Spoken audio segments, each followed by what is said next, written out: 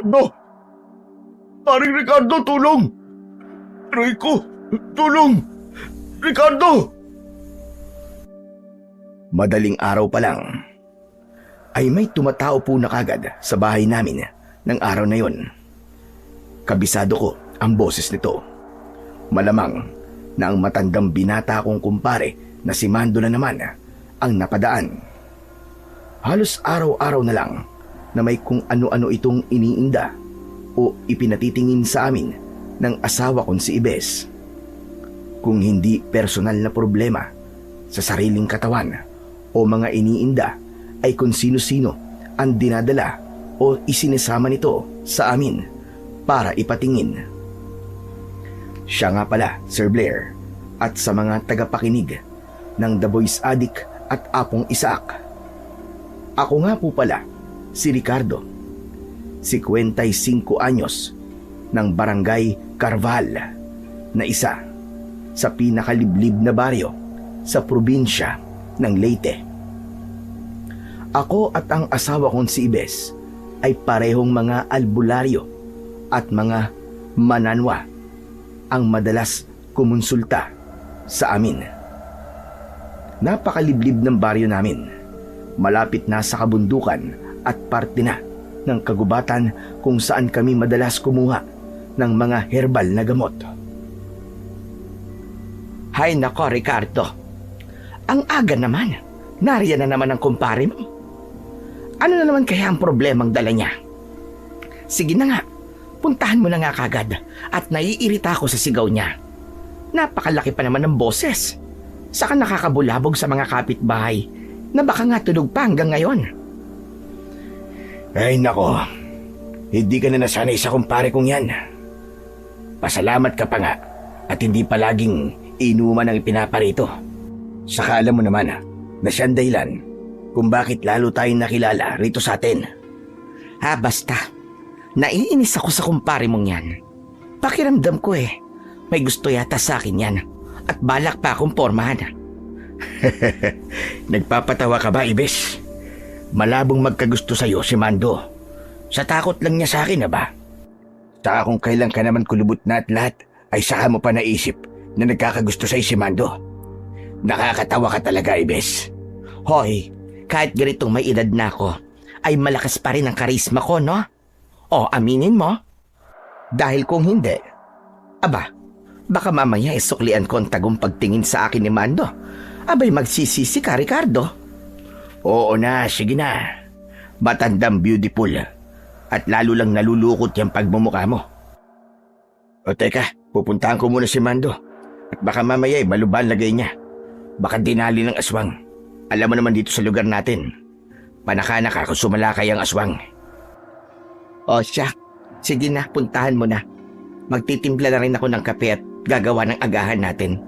Patuloyin mo na. At kung pwede, ay batukan mo nga para sa akin. Ang aga-agang mambulahaw. Sa labas ay nabungaran ko si Mando. Nahirap maglakad at sapo ang balakang. Mistula itong may scoliosis. Todong iwi ang pagmumukha nito. Sinenyasan akong alalayan ito sa paglalakad. Aray ko, paring Ricardo! Aray! Ang sakit ng bewang ko! Alalayan mo naman ako! Ano ba naman klase buhay to? Parang nanununa naman yata ako Nako, lagi ka nalang nanununo pare Ano ba kasing ginagawa mo? At napakalapitin mo ng mga elemento? O baka naman nangawit ka lang sa pagkakaupo? Maghapon ka sigurong nakaupo kahapon sa bahay mo. Malabong nangawit lang ako, paring Ricardo. Aray, ewan ko ba? Hindi naman ako masamang tao para palagi na lang pagdiskitan ng mga elemento sa paligid. Saka teka pala, posible bang kagagawa nito ng aswang? Sabi ng kapitbahay ko baka nahaplos daw ng aswang ang bewang ko. Wala naman akong maalalang humawak sa balakang ko. At sino naman kayang mangangasawakan ako sa balakang, hindi ba? Baka nga pinaglalaroan ka na naman ng elemento. Ang haplos ng aswang ay walang ganyang epekto, pare. Maliban na lang kung may ibang klase na naman ng aswang na hindi natin alam. Saka di ba, pare? Parang kailan lang pinabindusyonan mo ulit ang bahay nyo Ewan ko ba, parang wala naman yata talabang ginawa ng pastor natin eh. Bala kong ipaulit sa makalawa. Aray ko, aray. Hawakan mo naman maigi ang bewang ko, pare. Pakiramdam ko parang makakalas na eh. Malaman ko lang talaga kung anong elemento na naman ang gumalaw sa akin. Ipapasumpa ko talaga sa'yo, pare. Ikaw talaga, oh. Bakit ka natatawa, pare? Seryoso ko. Ipapasumpa ko talaga sa'yo yun. Puwisit siya. Kasi, yung lakad mo, para ka ng bibing sa kaliwa lang kumikinding eh. Anak ng... Aray ko, aray. Ang sakit talaga. Pinansin mo pa kasi. Kaya lalong sumasakit eh. Aray ko. Dalihan na nga natin, pare.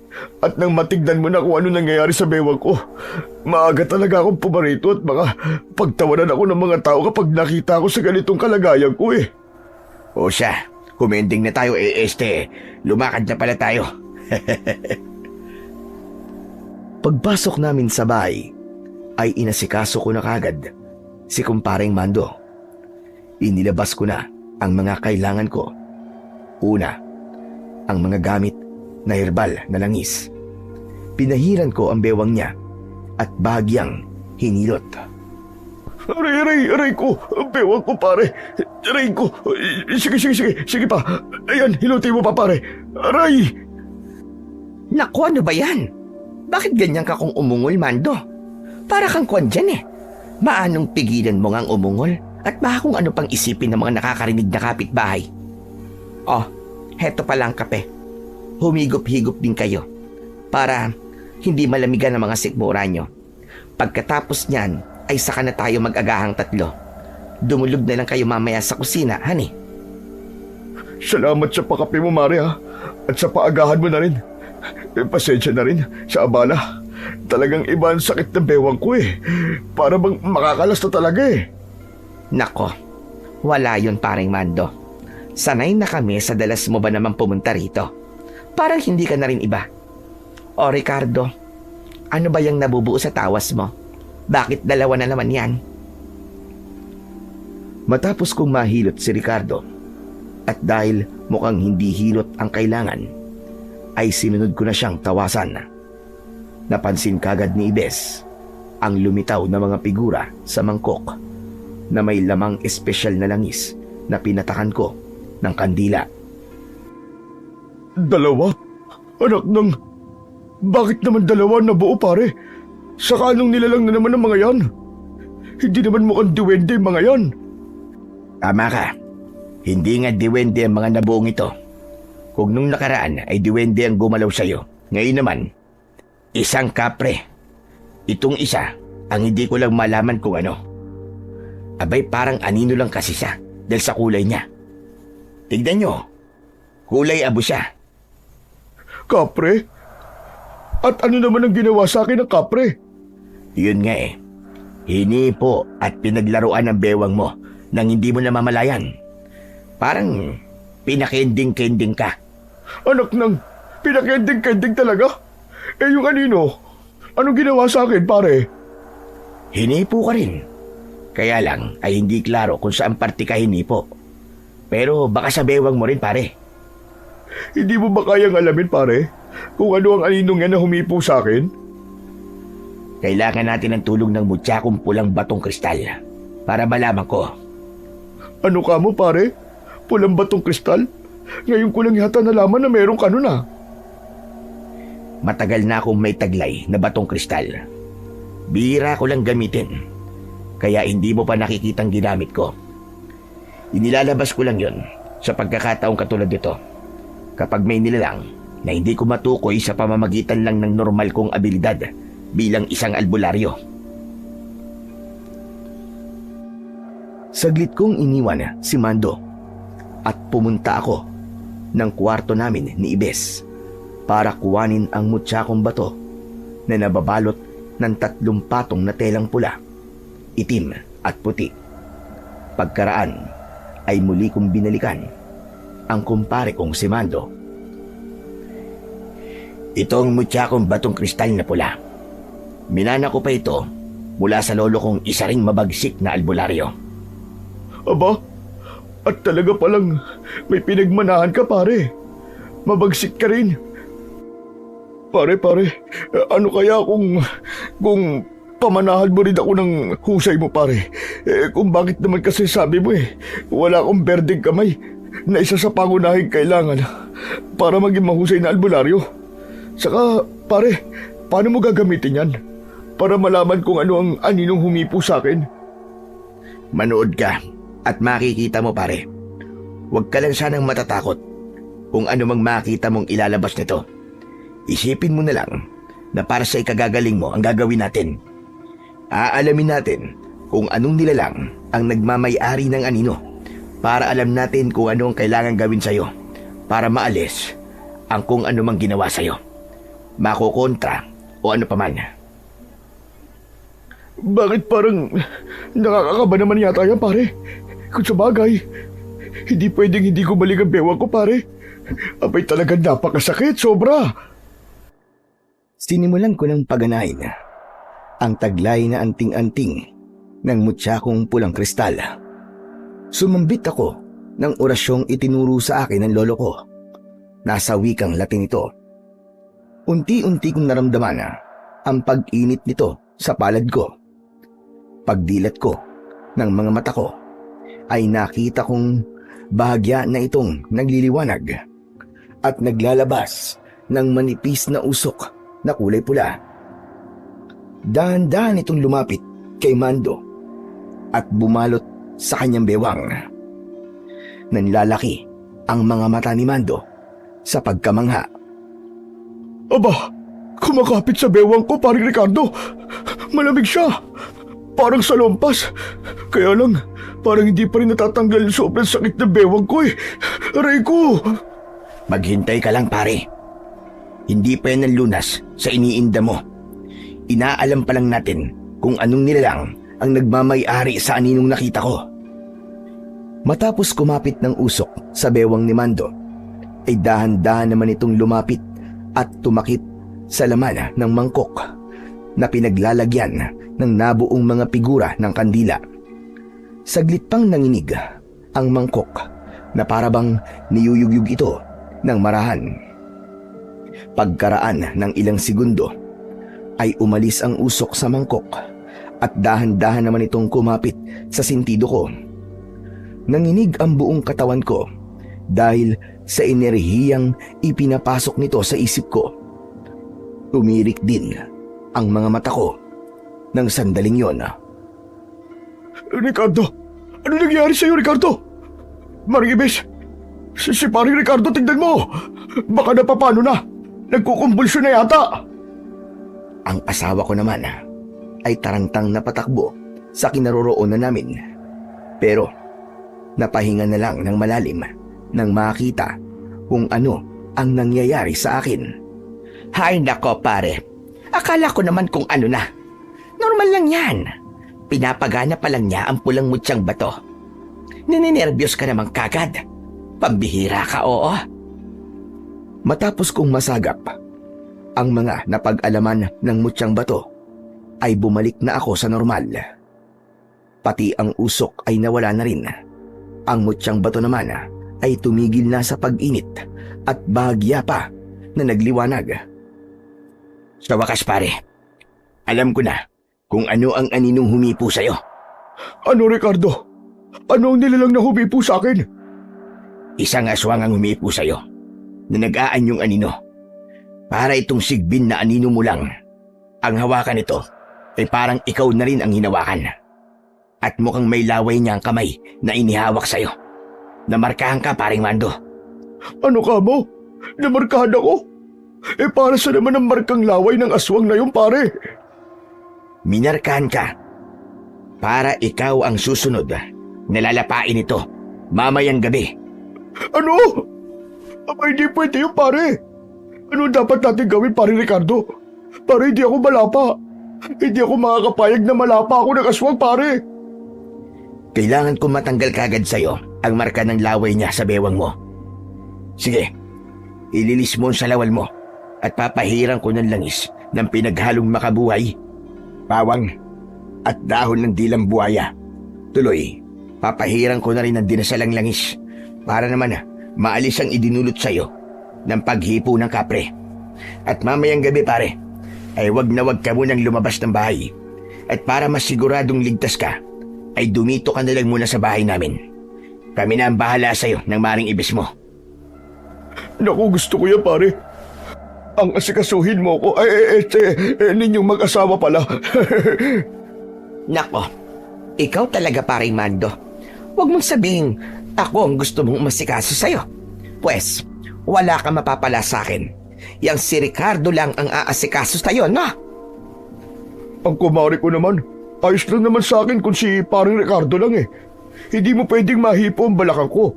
At baka mamaya makuryente ka lang. Tumigil ka. Bilisan nyo na nga lang dyan at nakahanda ng agahan natin. Ay siya nga pala, Ricardo. Ang sabi mo ay aswang ang nagmamay-ari ng anino na humipo kay paring Mando. Ibig bang sabihin may bago na namang kakayahan ang mga aswang? Ganun na nga, mahal ko. Kaya malamang na mapapadalas na ang paggamit ko nitong batong mutya. Mukhang kailangan kong gumawa ng pangontrang langis sa tulong nito para pantaboy ng aswang na nag-aanyong anino. Hindi pwedeng walang proteksyon ang mga kababaryo natin. Kailangan din nating alertuhan ang iba pang mga albularyo rito sa atin para alam din nila. Tama ka, mahal ko. Mamaya rin ay sisimulan na natin ang paggawa. Tuloy, babalaan ko na rin ang mga kababaryo natin. Matapos kong tanggalin ang marka ng aswang at ang idinulot na sakit ng kapre sa bewang ni paring Mando, ay nag-agahan na kami. Habang nag-aagahan ay nag-uusap-usap kami na napunta sa personal na mga katanungan. Matanong pala kita, paring Mando. Bakit ba tumanda ka na lang ng ganyan na wala kang asawa? Aba, hindi ka naman kapangitan. Aba sa hirap kasi ng buhay ngayon, mahirap na rin mag-asawa eh. Sarili ko nga lang hihirap na ako suportahan eh. Paano pa kaya kung may pamilya na ako? Baka palagi lang akong makonsumisyon. Nako, kung sa bagay. Pero may natitipuhan ka naman siguro sa baryo. Kilala ba namin? Abay, baka matulungan ka naming dumiga. Aba, syempre meron. Gustong gusto ko talaga siya. Kaya lang Kaya lang ano, pare? Nako, kung talagang mahal mo ang isang tao, dapat wala kang tinitignan dahilan. Sabi nga ang totoong pag-ibig ay bulag. Tama ka, pare Ricardo. At ang iniibig kong yun ay bulag nga. Hindi makitang narito lang ako na araw-araw na humahanga sa kanya. Kung magiging aswang lang ako, aba, talagang aaswangin ko siya. Sino nga ba kasi yan? Sabihin mo at tutulungan kitang mapasagot siya. Si Dora ba, pare? O si Maylin? Naku, hindi. Wala sa kanila, pare. Sino? Si Hanabi ba? Si Jaisel? Si Angel? Si Jane? Aba, teka. Sino pa bang matandang dalaga rito sa atin? Nasabi ko na yata lahat Napapangiting napailing-iling na lamang si kumparing Mando. Basta pare, sa akin na lang muna. Hayaan ninyong ako na lang ang dumiskarte doon. Kayo pala, bakit tumanda na lang din kayo wala pa kayong anak hanggang ngayon? Sayang ang lahing albularyo ninyo. Walang susunod na tagapagmana. Mukhang sa akin nyo lang yata talaga pwedeng ipamana Hay nako, ewan ko ba at hindi kami pinalad na magkaanak. Hindi naman kami baog ni Ricardo. Pero mabuti na rin yon at natututukan namin ang maglingkod dito sa baryo bilang mga albularyo. Sa katulad ng sabi mo, mahirap talaga ang buhay ngayon. Ang mamahal na mga bilihin, tapos ang hirap pang kumita ng pera. At least wala kami pinoproblemang gastusan ng mga anak. Saka mahirap na rin magpalaki ng mga anak ngayon. Aba, iba na ang panahon. Huwag na nga ang ganyan ang pag-usapan natin. Ang tutukan natin ngayon ay ang bagong kakayahan ng mga aswang ngayon na nagpapalit na ng anyo bilang mga anino sa gabi. Mukhang yun talaga ang napili nilang linangin na kakayahan Dahil nga rito sa baryo natin ay napakadilim kung gabi. Mahirap silang mapansin sa dilim. Sigurado akong di magtatagal ay magiging agresibo na naman at dadalas ang pagsalakay nila rito sa baryo. Ay oo, tama ka Ricardo. Mabuti na lang pala at nalaman natin ngayon dahil sa nangyari dito kay Mando. Kailangan habang maaga ay kumilos na tayo. Mahirap yung maunahan tayo ng mga aswang. Paano pala paring Ricardo? Kung hindi lang akong ganito ang sitwasyon na nahipo ng anino ng aswang. Hindi nga imposible yan paring Mando. Baka mamaya lang ay may ilan nang magpatingin dito sa amin. Kaya ibes mahal ko, humanda ka ha. Baka ikaw na lang muna ang paharapin ko. Ako naman ay magiging abala muna sa paggawa ng langis sa tulong ng mutsyakong bato. Para naman may pamprotekta tayong may pamumudmod sa mga kababaryo natin. Kawawa naman sila kung wala silang magiging kalaban-laban. Pare, paano naman ako? Paano niyo ako maaasikaso? Hoy pare, matanda ka na pare, asikasuhin ka pa masyado. Alam mo naman siguro ang dapat gawin. Kailangan lang naman dito ka lang muna sa bahay. Hanggat nandito ka naman sa loob ng pamamahay namin, ay hindi ka maaano ng anino ng aswang. Nakikita mo naman tagtad ang palibot ng bahay at bakuran namin ng mga pangontra sa mga aswang. At kahit na anong elemento pa yan. Engkanto o hindi naman kaya ay mga lamang lupa. Sabi ko nga, o siya, mabuti pa hahanap na lang din ako ng paraan kung paano makakatulong sa inyo mag-asawa sa mga plano ninyo na para na rin naman sa buong baryo. Ang importante lang naman sa akin nandito ako ngayong buong araw. Teka nga, bakit parang ang landi ng dating ng tawa mo ha, Mando? Hindi ko gusto yan ha. Naaalibadbaran ako sa'yo. Ikaw naman, Mare, lahat na lang napapansin mo Ultimo tawa ko, binibigyan mo ng kahulugan. Sa natutuwa nga ako na nandito ako sa inyo. Yun lang naman yun. Wala nang iba ron. Tama na nga kayong dalawa dyan. Hindi na kayo mga bata para umasta ng ganyan ha. Tsaka ikaw paring Mando, tapatin mo nga ako. May lihim ka bang pagtingin dito sa asawa ko ha? Naku pare, wala Pambihira ka naman. Saka bakit naman kita tatablayin kung pare kitang buo? Sa takot ko lang sa'yo, sa bagsik mo ba namang albularyo walang ganun pare ko no? Wala talaga, maniwala ka. Sigurado ka paring Mando ha? Walang talo-talo? Oo nga Mare, promise. Wala akong gusto sa'yo. Kahit mamatay man ako ngayon, kung nagsisinungaling ako. Kita mo naman, diretso akong tumingin sa'yo kapag sumasagot ako. Hindi, wala akong gusto sa'yo, Mare. Mabuti naman kung ganun. At nagkakalinawan na tayo. Ayoko masira ang magandang sama natin, paring Mando. Matagal na tayong magkaibigan. Matapos naming makapag-agahan, sa gulat namin ay may 3 kagad na dumating sa bahay na pare-parehong nananakit din ang mga bewang nakapares ng kay paring Mando. Puro parang may scoliosis. Aba, tama ka nga Ricardo, mahal ko. Heto na nga. Nagdadatingan na mga nahipo ng mga aswang na nag-aanyong anino. Nako, kailangan magawan kagad natin ito ng paraan at baka may iba pang mga dumating. At hindi lang mga masasakit ang bewang ang nagsidatingan. Mismong ilang mga katulad naming albularyo ay binisita rin kami.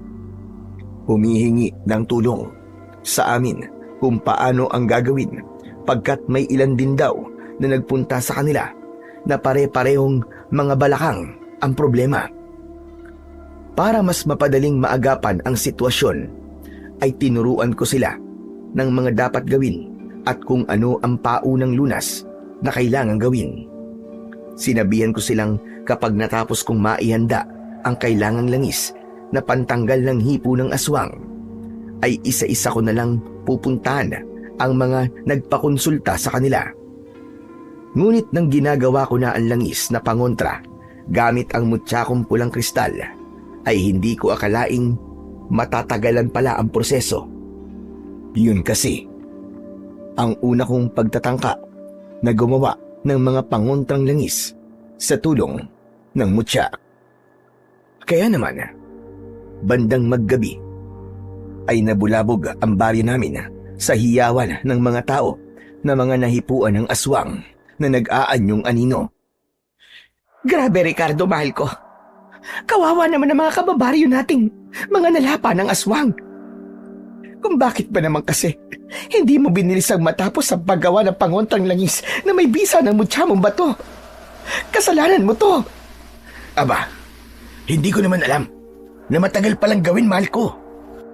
Kung alam ko lang, di sana ipinapunta ko na silang lahat dito para maprotektahan sila. Saka hindi ko rin gusto nangyayaring ito. Hindi rin naman natin inaasahan. Tama nga naman ang kumpare ko, Mare. Wala na tayong magagawa sa nangyari na. Sa kahit papano, ay nagawa pa rin naman ni Ricardo ang pangontrang langis. Minsan lang siguro ito mangyayari. Sa susunod, ay hindi na makakaporma ang aswang na aninong yun. Kaysa naman, wala pa rin tayong naihandang pangontra, hindi ba? Ay nako. Pero kung sa bagay, palagay ko, ay baka ikaw pa rin ang masisi ng mga kababaryo natin. Dahil ikaw lang naman ang inaasahan nila. Dahil sa mga sinabi mo sa mga kapwa natin albularyo. Ako na magpapaliwanag sa kanila at hihingi ng pasensya. Maiintindihan naman siguro nila yon, na hindi pala ganong kabilis makagawa ng pangontrang langis. Napansin kong parang may kung anong iniisip si kumparing Mando ng sandaling yon, habang pasalit-salit na napapatingin sa amin ni Ibes. Hindi ko alam kung ano ang iniisip niya, kaya naman napatanong na ako. Ano sa palagay mo, paring Mando? Ano bang iniisip mo? Ha? Kuwan pare. Teka, ano nga ba? Alam ko na. Gamitin mo na sa akin ang nagawa mong pangontrang langis, pare. Bale, ako ang pruweba na mabisang nagawa mo. Tapos, ay baka may iba pang nahipo na naman ng mga aswang na anino na magpapatingin bukas. Tuloy, i-apply mo na rin sa kanila. Sa ganung paraan, pare, kapag nakita nilang mabisa, ay baka hindi ka na nila sisihin pa. Tama ka. Ganun nga ang gawin natin. Pagkatapos, sa susunod na gabi, ay mag-abang tayo. Kapag may sumalakay ulit, ay kailangan makahuli tayo ng kahit na isang aswang na anino. Gagamitin ko na ang mutyang bato ko para makahuli tayo. Yung bata pang aswang ang madaling hulihin. Kapag matanda na o magulang na, mahirap nang hulihin yun. Kaya mong manghuli ng aswang, mahal ko. May tiwala ako sa kapangyarihan taglay nitong batong mutya ko, Ibes. Hihilingin ko lang dito ay siguradong tuturuan ako nito ng paraan kung paano makahuli ng aswang na nasaan yung anino. Kaya humanda tayo mamayang gabi. Ikaw, kumparing Mando, baka may mga lubid ka sa bahay mo. Baka kailangan natin ng matitibay na lubid na gagawin nating silo para makahuli tayo sa susunod na gabi. Aba, meron ako, paring Ricardo. Tama-tama. May mga bagong lubid na ipinadala sa akin ng pinsang kong nagtatrabaho sa barko na kailan lang dumalaw at nangumusta sa akin. Nakainuman pa nga natin siya eh. Yung ba si Pinsan Diego, naalala mo? Oo nga pala, no. Sige, kunin mo at dalhin mo kagad dito bukas at gagawin pa nating parang lambat na isasabit sa puno. Teka pala, mahal ko. Kung manghuhuli ka ng aswang, abay, sinong gagamitin nating pain? Huwag mong sabihin ako. Napatingin kagad ako kay kumparing Mando. Ikaw, Mando, baka pwede kang maging pain. Ano? Ako? Abay, bakit ako, pare? Magagawa niyo akong ipain sa aswang? Pambihira naman. Hindi ka naman namin basta-basta ipapain sa aswang at hahayaan ka na lang, kumparing Mando. Siyempre, pag-iisipan nating maigi ang magandang paraan. Hindi rin talaga ako makakapayag na malapa ka. Ililigtas ka pa rin namin. Saka kaya ikaw ang naisip ko ay dahil mukhang katakam-takam ka sa aswang eh. Kaya ka nga nahipo, di ba? Saka alam kong magtitiwala ka sa amin. Kung ibang tao kasi ang gagamitin namin pain, mas malaki ang tsansang mabigo tayong makahuli ng aswang dahil sa mag-aalinlangan tayo. Kung si Ibes, abay hindi talaga pwede dahil sa amoy niya. Nakalimutan mo na bang isa rin siyang mabangis na albularyo? Amoy albularya siya. Matamang napaisip si Mando.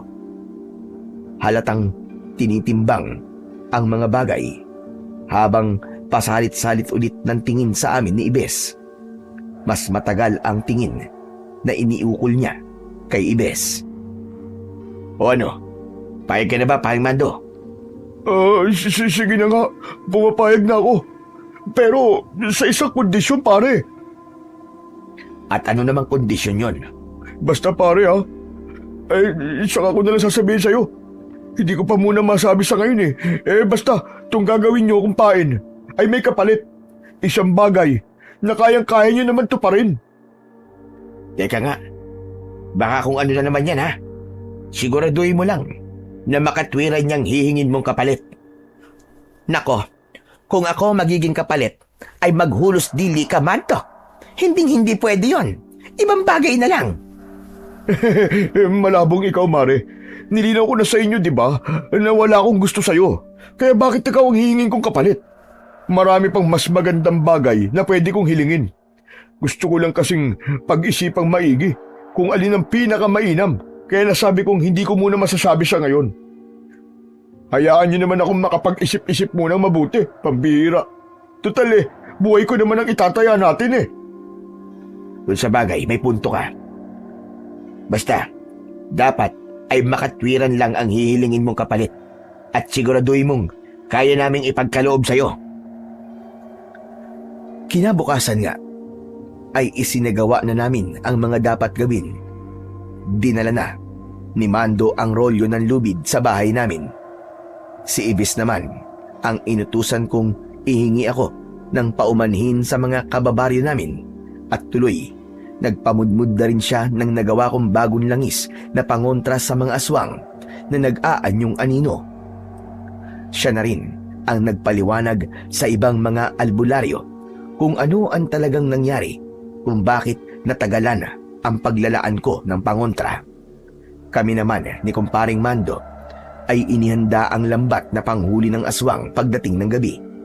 Isinabit namin ito sa isang puno, pero hindi malapit sa bahay namin. Sa halip ay sa likod bahay ni Mando. Doon kami mag-aabang mamayang gabi. Naghanda rin kami ng pagkukulungan ng mahuhuli naming aswang na gawa sa matibay na mga kahoy na parabang malaking hawla. Sa loob ng bahay ni Mando, doon kami gumawa at nagpupukpok para walang aswang na makakita sakaling may nagmamanman. At nang sumapit nga ang ikalawang gabi, ay nag-abang na kami ni kumparing Mando sa likod ng bahay niya. Siyempre, kasama rin namin ang asawa kong si Ibes. Hindi ko siya pwedeng iwanan sa bahay na mag-isa lang. Tulad ng inaasahan namin, ay may ilan pa ring mga aswang na umaaligid sa baryo. Pero mukhang wala na silang masalakay dahil nga nakapamudmud na kami ng langis pangontra na may bisa ng mutsyakong batong kristal. O paano, Paring Mando? Kailangan ka na naming ipain ha? Nakahanda na ang lambat natin. Heto, hawak ko na rin ng lubid na ihilahin ko na lang. Lumabas ka na at magkunwaring iihi sa may puno. Ito ang botelya ng langis na pangontra. Huwag kang magpapahid ha. Ibulsa mo lang muna. Kapag sa tingin mo ay manganganib ka na, buksan mo lang yan at isaboy mo sa aswang. Kailangan ay doon ka sa tabi ng lambat na siguradong pepwestuhan ng aswang. At kapag nalambat na ang aswang, ay magmadali ka ng pahiran ng sarili mo ng langis at mabilis kang bumalik dito.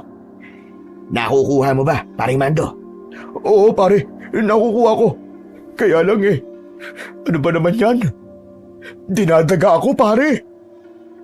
Anak nang, huwag ka magpapadala sa kaba mo, Mando. Dapat relax ka lang at isipin mong kailangan magtagumpay tayo ngayong gabi.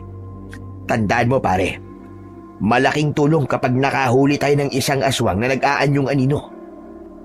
Siya ang magiging susi para matalo natin sila ng lubusan. Gagamitin natin siya at itutorture para malaman natin ang mga kahinaan nila at iba pang mahalagang impormasyon tungkol sa kanila, pare. Sa sinabi kong yun, ay kumalma naman ang kabang nararamdaman ni Mando. Tuluyan na sana itong nalabas ng bahay para pumwesto sa tabi ng puno para umihi nang may maalala ko. Teka, paring Mando. May nakalimutan pala akong mahalagang sabihin. Mangyaring kailangan nga pala kitang bendisyonan ng usok nitong mutsakong pulang kristal para makuha ko ang hudyat kung may palapit na sa'yo na anino na aswang. At kung kailangan ko ng hilain ng lambat, nakita mo naman, madilim sa bandang pepwestuhan mo. Saglit lang akong umusal ng kailangan kong orasyon para magpalabas ng manipis na pulang usok mula sa mutyang batong kristal. Kumuha ako ng konting usok at inihipo yun sa ulo ni Mando. Saglit pang nagkulay pula ang mata ni Mando, senyales na umepekto na sa kanya ang bendisyon. Matapos yun, ay tuluyan ng lumayo si Mando at pumwesto sa may puno. Wala pang ilang minutong nakatayo roon si Mando, ay napansin kong bagya ng umiilaw ang hawak kong mutyang bato. Hudyat na may papalapit ng anino kay Mando. At nang lumiwanag ang ilaw nito, ay mabilis ko nang hinila ang lubid. Agad kaming nakarinig ng malakas na atungal, kasunod ng pagsigaw ni kumparing Mando. Anak nag! Ayan ang aswang! Tulong para Ricardo! Ang langis ka pala! Kailangan ko ng tumakbo! Pumalik ka na kagad dito, paring Mando. Bilisan mo! Diyan ka lang muna pala, paring Mando. Pagtutulungan pala natin tanggalin ang pagkakasabit ng lambat at pagtulungan natin hilain. Nandiyan na ako, saglit lang. Patuloy sa pag-atungal ang nahuli naming aswang, at para hindi na ito makatawag ng pansin ng iba pang mga aswang, ang ginawa ko ay pinagana ko ang mutyang bato ayon na rin sa inuutos nito sa akin na kagad gawin. Matapos naming matanggal sa pagkakasabit ang lambat at bumagsak ang nahuling aswang, nalaman nito ay nagpalabas na ako ng manipis na pulang usok. Kumuha ng ilan nito at inihipo sa nagpupumiglas na aswang. Pakawalan niyo ako. Kung hindi, ay magbabayad kayo. Kaya makumpin. Kaagad nawalan ng malay ang aswang at tumahimik. Hindi na nito naituloy ang sinasabi. Doon na namin ito sinamantalang pinagtulungang hilain ni kumparing Mando papasok sa bahay niya. Bilisan natin, paring Mando. Narinig ko ang maraming paparating na mga kaluskos. Ihanda mo na rin ang bigay ko sa iyong botelya ng panguntrang langis. Nakapagpahid na rin ako ng langis, paring Ricardo. Diyos ko, kinakabahan talaga ako. Bilisan pa natin lalo at baka maabutan tayo narito pa sa labas. At nang malapit na kami sa likurang pintuan ng bahay ni paring Mando, ay saka naman biglang may sumulpot na napakaitim na anino sa unahan namin. Humarang pa talaga sa daraanan namin. Diyos ko, ano nilalagyan, paring Ricardo? Napakaitim na anino. Anino ng aswang yan, paring Mando. Alerto ka. Ihanda mo, pare, ang panguntrang langis. Hindi yan lubusang makakalapit sa atin. Maniwala ka. Biglang nagpalit sa totoo nitong anyo ang aswang. Napakapangit nito at sobrang nakakatakot ang anyo. Malagabunan dahil maputi ang parang alambreng buhok. Napakaputla rin ng mga mata nitong galit na galit kung makatitig. Mahahaba at matatalas ang itim nitong mga kuko at maskulado ang mapulang pangangatawan. Base sa paraan nito ng pagkakatitig sa amin ni paring Mando, ay halatang hindi ito takot lapitan kami. Kahit pa may pahid kami ng panguntrang langis, kumukunot-kunot lang ang ilong nito dahil sa amoy ng langis. Nang sa wakas ay susugurin na sana kami nito, habang sumisingasing ng sobrang bangis, ay bigla naman itong nanginig at umusok ang likuran na hindi namin maintindihan. Kasunod nito ay mabilis itong kumaripas ng takbo at tumakas. Kaya pala, sinabuyan na pala ito ni Ibes ng pangontrang langis na noon ay binuksan na pala ang likurang pinto ng bahay ni paring Mando. Dali na, mahal ko. Mando, pumasok na kayo. Bilisan niyo at naririnig ko na ang papalapit na mga kaluskos. Baka mamaya may paparating pang ibang aswang. At nagmamadali na nga kaming pumasok sa loob ng bahay kasama ang nahuli naming aswang. Mabilis na muling isinara at tinarangkahan ni Ibes ang pinto. Pagkatapos, Ay nako, mabuti na lang. Iniligtas mo kami, Mare. Akala ko talaga mapapalaban na kami ni Ricardo sa aswang na yun eh. Tignan nyo, nanginginig talaga ba ang kamay ko? Oh. Nakakatakot pala ang itsura ng mga aswang. palagay ko, ay aswang yun na mataas ang ranggo. Kapareho nun itong nahuli natin. Tignan nyo, maputi rin ang buhok at mapula ang balat. Hindi ganito ang itsura ng karaniwang aswang. Sandali lang, ilabas natin sa lambat at gapusin natin sa kamay at paa. Mando, ikulong na natin bago pa muling bumalik ang malay. Napansin kong habang ikinukulong namin ang aswang ay napatitig sa mukha nito si Mando. Marahil ay napansin din itong kahit nasaan yung aswang pa rin ito ay hindi pa rin makakailang gwapo ito. Maliban pa rito ay makisig ito at bata pa. Huy pare, aba, bakit ka ganyan makatitig sa aswang na to? Huwag mong sabihin napapahanga ka sa itsura ng aswang na ito. Bakit? Talaga namang gwapo at makisig ang aswang na to. Naisip ko lang na malamang ay hindi hahayaan ng ibang aswang na hindi ito iligtas sa pagkakahuli natin. Sigurado akong babalikan tayo at gagawin nila ang lahat para lang mabawi siya sa gabi ring to. Hindi ba't ikaw na rin ang nagsabi na mataas ang ranggo nito? Kaya nga tama lang na tinadad natin ng mga pangontra itong mga dingding ng bahay mo. Subukan lang nila kung makapasok pa sila rito. Sigurado kong hindi na nila tatangkain pa. At pagkasalita ko pa lang ay nagulat pa kami nang biglang kalampagin ng nagdatingan na palang mga aswang sa labas ang mga dingding ng bahay ni kumparing Mando. Kaya lang, bawat kalampag nila ay naririnig namin ang kanilang pag-atungal na parabang nangingisay sa labis na sakit. Umuusok pa ang mga dingding, senyales na umiepekto sa kanila ang bisa ng mga pangontra. Nagpatuloy pa ang pagtatangka nilang sirain ang dingding, pero di nagtagal ay napagod din sila. Unti-unting tumahimik ang paligid matapos nilang umatungal ng pagsuko. Kita mo na pare, di sumuko rin sila. Talagang malalapnos ang mga katawan nila kung hindi pa sila tumigil. Sa ngayon lang yan. Pero sigurado akong hindi pa rin sila susuko ng ganyan-ganyan lang. At kung may mangyaring masama sa binata pa yatang aswang na to, ay malamang na maghihiganti sila pare. Wala akong pakialam kung magiganti sila. Paghahandaan naman natin sila eh. Ngayon pa na may nahuli na tayo, malalaman na rin natin ang kanilang pinakakahinaan. Sa tulong ng mutsyakong pulang kristal ay makakagawa tayo ng lahat ng mga paraan kung paano sila pupuksain. Ganun pala kalakas yung mutya mo pare.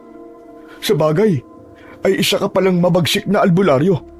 Kapag pinagsama nga naman, ay magiging posible lahat. Sana lang ay wala pang makahadlang sa mga plano natin pare. Kaya nga dapat ay tulong-tulong lahat tayo para wala ng mga aswang ang kahit kailan ay mangas na sumalakay ulit dito sa baryo natin.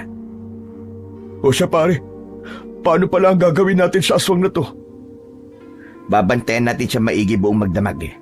Hindi siya dapat makatakas ngayong gabi.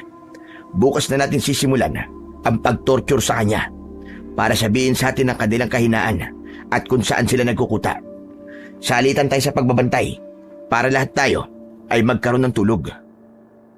Sige pare, kahit ako nasa bandang pang madaling araw magbantay. At gano'n na nga ang nangyari. Salitan kami sa pagbabantay. Si Ibes ang naunang nagbantay. Ako ang sumunod at si Mando naman ang sa madaling araw at panghuling pagbabantay. Ngunit bago namin sinimulan ang palitang pagbabantay, ay muli kong pinatulog ang aswang sa pamamagitan ng mutsyakong bato para walang gaanong alalahanin si Ibes. Kapag ako na ang bantay, ay saka lang ulit gigisingin para pati unang pagtatanungin. Kapag si Mando na, ay patutulugin ko ulit. Naging matagumpay naman ang unang pagbabantay ni Ibes. Nang oras ko na, ay ginising niya ako. Ngayon ay pagkakataon ko nang makausap ang binatang aswang. Ginising ko ito gamit ang mutya kong bato. Pakawalan mo ako rito, tanda! Hindi mo ba alam kung sino ako? Malalagot kasama kong pinuno sa paghuli mo sa akin! Kung ganun pala, ama mo ang pinuno ng mga aswang. Oh, bakit? Ako si Ran. At anak lang naman ako ni Ofre Toredo, ang pinakamabagsik na aswang at pinuno ng aming angkan. Pakawalan mo ako rito kung ayaw mong paggigantihan ka ng ama ko.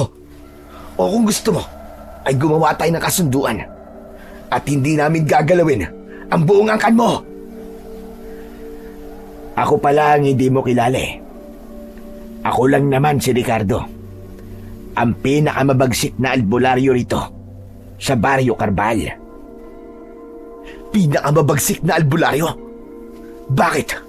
Ano bang ipinagmamalaki mong kapangyarihan bilang albularyo?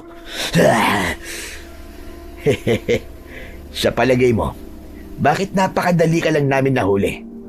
Hindi pala ako makapangyarihang albularyo. Pero tulad ng sinabi mo, pwede nga naman akong makipagkasundo sa'yo. Gusto mo talagang pakawalan kita? Pakawalan mo ako rito, tanda! Pakawalan mo ako! Baka kawalan kita. Pero, sa isang kondisyon. Anong kondisyon yon? Simple lang. Sabihin mo sa akin kung saan kayo nagkukuta at kung ano ang pinakakahinaan yung mga aswang. Kapag sinabi mo sa akin, ngayong gabi rin, pakakawalan kita. Pero kapag hindi mo sinabi, alam mo na kung ano mangyayari sa'yo. Natigilan ang binatang aswang at nag-isip ng malalim. Habang nag-iisip ito, ay palihim kong pinagana ang mutya kong bato na hawak ko sa likuran ko. Napapagana ko rin ito kahit sa pamamagitan lang ng tahimik na pag-usal ng orasyon sa isip. May gusto kong siguraduhin sa bawat isasagot ng aswang. Sa pamamagitan nito ay malalaman ko kung nagsasabi ng totoo ang aswang o hindi. Sa pamamagitan din ng kahit na anong isagot nito ay matutuntun din nito ang totoong sagot. Ano? Gusto mo ba talagang makalaya o hindi? Siya nga pala, gusto kong sabihin sa'yo na mainipin akong tao. Kung babagal-bagal ka mag-isip, ay babawiin ko na ang pakikipagkasunduan. Sige, ito ang pinakakahinaan namin. Pinakamahina kami sa unang paglitaw ng bagong buwan. Ang kuta naman namin ay sa dulong hilagang kanluran ng kagubatan. Ayan, nasabi ko na sa iyo ang kalimliman namin. Kaya pakawalan mo na ako. Talaga lang ha? Pues, madali naman akong maniwala eh. Sinabi mo eh. At madali lang din akong kasundo. O siya, pumikit ka bago kita pakawalan. Siguraduhin mong pikit na pikit ka ha? At pumikit naman ang utu-utong aswang. Pero, ang ginawa ko ay pinatulog ko na lang ulit ito gamit ang mutya kong bato. Ayon sa mutya ko, ang sagot daw ng aswang ay kabaligtaran. Pero kung paanong kabaligtaran ay kinabukasan namin pag-iisipang alamin at pag-uusapan ni Naives at kumparing Mando. Bago ko naman gisingin si kumparing Mando para sa panghuling palit ng pagbabantay namin ay may ginawa pa ako sa aswang sa tulong ng mutya kong bato. Kahit kay Mando ay may ginawa ako, yun ay para makasigurado ko. Pare Mando, gising na. Pare, ikaw na magbabantay. Ako na pala. Bakit parang ang bilis naman, pare? Pero, oo nga pala. Ako na pala magbabantay. Bakit parang natutuwa ka pa? Bantayan mo maigi ang aswang, ha? Hindi dapat makawala yan. Dahil bukas na bukas din ay itutorture pa natin yan para mas marami pa tayong makuhang impormasyon tungkol sa ang kanila. Saka pare, itong tandaan mo, ha? Wag na wag kang makikipag-usap sa aswang na yan. Tuso ang mga aswang, pare. Wag kang magpapauto. O siya pare, matulog ka na. Ako nang bahala sa aswang na yan. Natulog na ako pagkatapos na pumwesto si paring Mando malapit sa pinagkukulungan ng aswang. Pagsapit ng umaga ay binulabog ni Mando ang tulog namin ni Ives. Ricardo! Pare! Ives! Ricardo, gumising kayo! Ang aswang! Ano ka mo? Bakit ano nangyari, Mando? Bakit ang aswang? Ay nako, nasaan ang aswang sa kulungan, Mando? Bakit bukas at walang laman ang kulungan? Ricardo, tignan mo. Walang laman ang kulungan. Ay, nakatakas ang aswang kanina eh, bago magbukal liwayway. Hindi ko alam kung paano nangyari yun. Basta parang nawala na lang ako sa sarili ko habang nagbabantay. Tapos, pagtingin ko sa kulungan, ay bukas na at wala nang aswang. Diyos ko naman, paring Mando. Kay hirap nating hinuli ang aswang na yung kagabi. Tapos hinayaan mo pang makatakas. Paano bang nawala ka sa sarili mo? Ikaw na nga ang pinakamahaba ang naitulog bago nagbantay tapos ganyan pa. Ay, naku ka talaga. Pasensya naman. Pero talagang parang nawala ako sa sarili ko kanina nagbabantay ako eh. Ewan ko ba? Para bang hinipnotis mo ako ng binatang aswang na yun. Noon ay nasaan yung tao na siya at wala saan yung aswang niya. Habang nagpapaliwanag si paring Mando, ay inuobserbahan ko siya. Parang may kakaiba sa mga mata niya. Naisip ko ang batong mutya. Kinapa ko ito. Sakto, nararamdaman kong parang umiinit ito. Ibig sabihin ay may kakaibang nangyari. Wala ka bang kakaibang nararamdaman sa sarili mo, ha, paring Mando? Wala naman, pare. Bakit mo na itanong? Wala. O siya, hayaan nyo na ang aswang na yun. Nalaman ko na rin naman kung saan sila nagkukuta at kung ano ang talagang kahinaan nila. Nakausap ko ang aswang na yun. Naran pala ang pangalan at anak siya mismo ng pinuno ng mga aswang. Ano ka mo? Anak siya ng pinuno ng mga aswang? Mas dapat pala na hindi natin yung pinatakas. Ay nako, mabuti na lang pala at walang ginawa sa atin yon bago tumakas. Pero bakit nga kaya walang ginawa sa atin yon? Mabuti pa, ay mamaya na natin pag-usapan yan, mahal ko. Tara na munang umuwi at mag-agahan. Mando, aalis na kami ng kumari mo. Sa bahay na lang kami mag-aagahan. At may i-check pa ako sa kwarto namin. Sige, kayong bahala. Baka puntahan ko na lang kayo mamaya.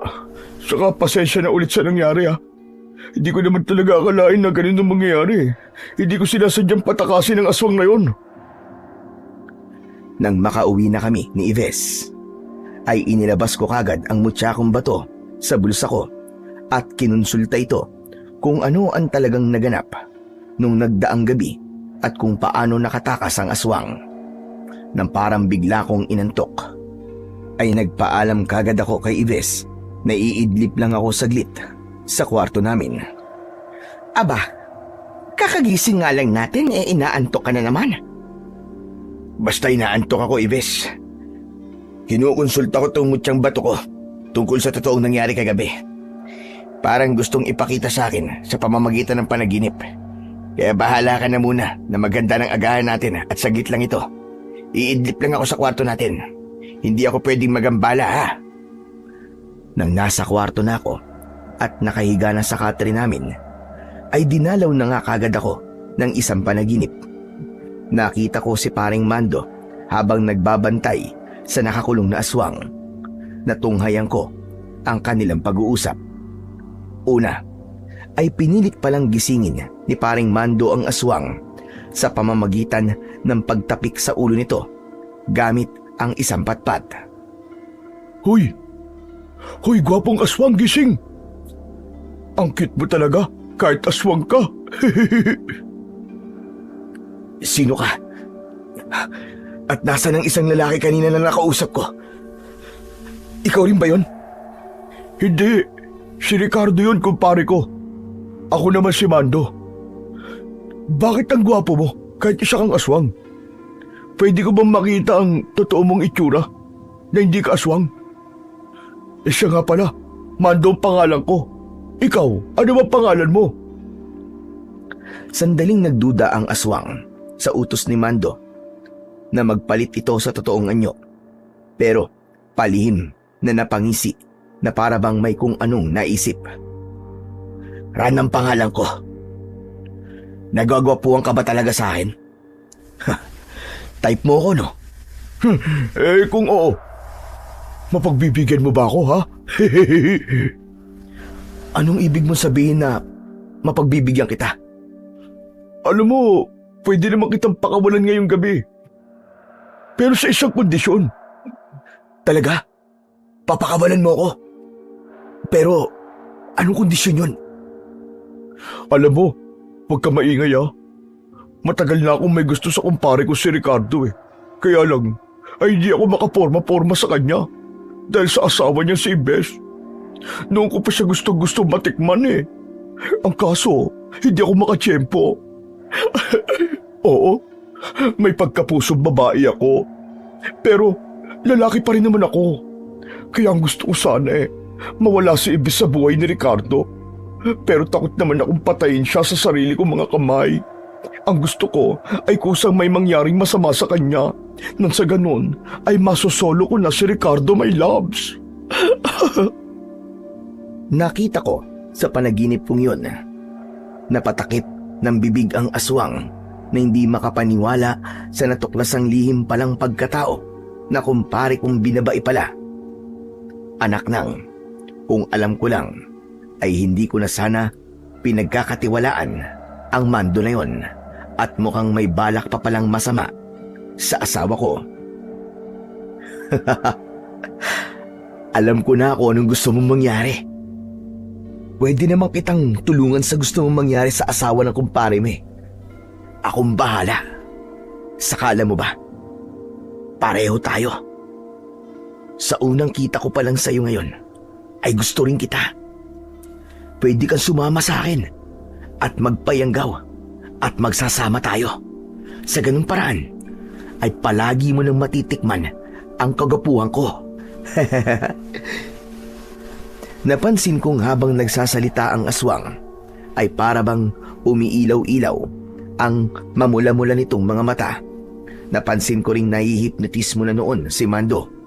May kakayahan palang manghipnotismo ang aswang na yon. Talaga? Diyos ko, gusto ko yan. Mabuti na lang pala at ikaw ang nahuli namin. Kung iba siguro, ay hindi ko mararanasan ng ganitong pagkakataon. Pero ano kaya kung lapain ko na lang ang dalawang mag-asawa na kasama mo para wala ka ng problema? Tutal, ay mukhang hindi naman masusuklian ni Ricardo ang pagtingin mo sa kanya. Saka, mukhang mababagsik silang mga albularyo. Kung malalapa ako sila, ay mawawalan ang angkan namin ng matinik na kakontra. Ay naku, wag. Mahal ko pa rin ang kumpare ko. Huwag mo lang silang sasaktan at papalayain naman kita ngayon matapos na may mangyari sa atin. Saka pwede mo akong gamitin sa kahit na anong plano mo sa baryo namin. Basta, huwag na huwag mo lang gagalawin ng kumpare ko si Ricardo. Walang problema riyan. Masusunod. Halika na rito sa kulungan ko. Yayang gawin na kita at ipapatikim ko sa iyo ang gusto mong matikman. Sa panaginip na yon, ay mariin kong ipinikit ang mga mata ko para lang hindi ko makita ang karumal-dumal nilang ginawa. At parang sinadya naman ng mutsyakong bato, natakpan talaga ang mga mata ko. Matapos namang may mangyari sa kanila, ay pinatakas na nga ni Mando ang aswang na noon ay nasa anyo na nitong tao. Pero bago ito tuluyang umalis, ay may ginawa pa ito sa amin ni Ives na hindi napansin ni Mando. Nilawayan nito ang isang kamay nito at idinikit sa liig namin. Pero Pagdating sa akin ay hindi ito nagtagumpay dahil parang tinapik ng puwersa ng batong mutya ko ang kamay nito at napaso. Maging si Mando ay hinipo nito sa leeg habang ginagawan ito ng paalam na halik. Hanggang sa susunod nating pagkikita, mahal kong Mando. Simula ngayon ay magiging aswang ka na rin at tulad ng sinabi mo ay magiging kasangkapan kita para ipalaganap ng hindi namamalayan ang lahi naming mga aswang.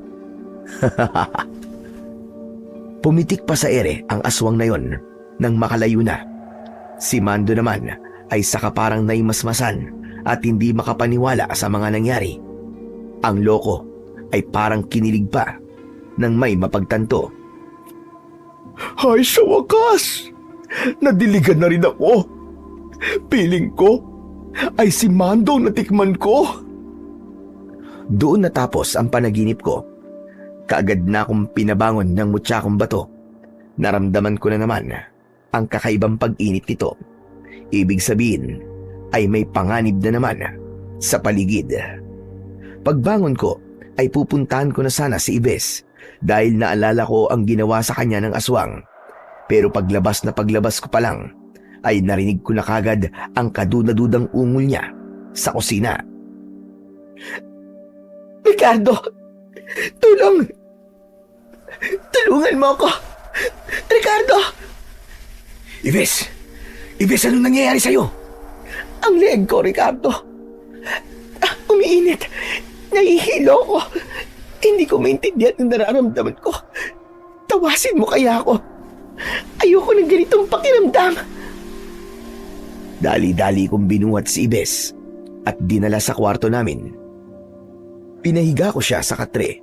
Sumunod ay pinahiran ko kagad ang leeg niya ng herbal na langis na pangontra sa laway ng aswang.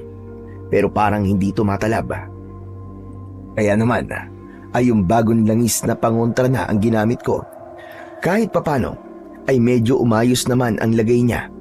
Kaya lang ay parang lalong nawawala naman siya sa sarili at paungol-ungol na lang. Hindi ko na rin siya makausap pagkatapos nun. Bigla na lang siyang umidlip at parang nalalanta.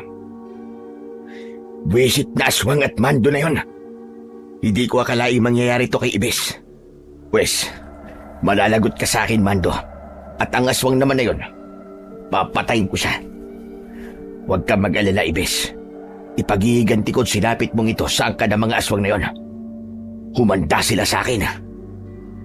Nang araw na yon, ay may ganap pang bumalik sa bahay si Mando sa kabila ng atraso nito. At dahil nasa impluwensya pa ako ng matinding emosyon dahil sa sinapit ni Ibes, ay galit ko siyang sinunggaban nang makapasok sa bahay namin.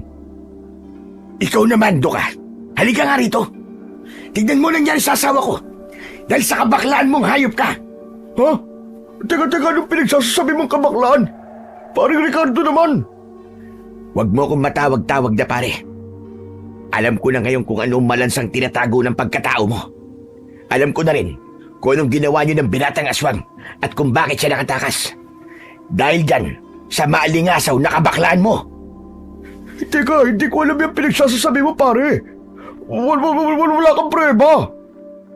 Huwag ka na magkaila. Nagkakandabulol-bulol ka na.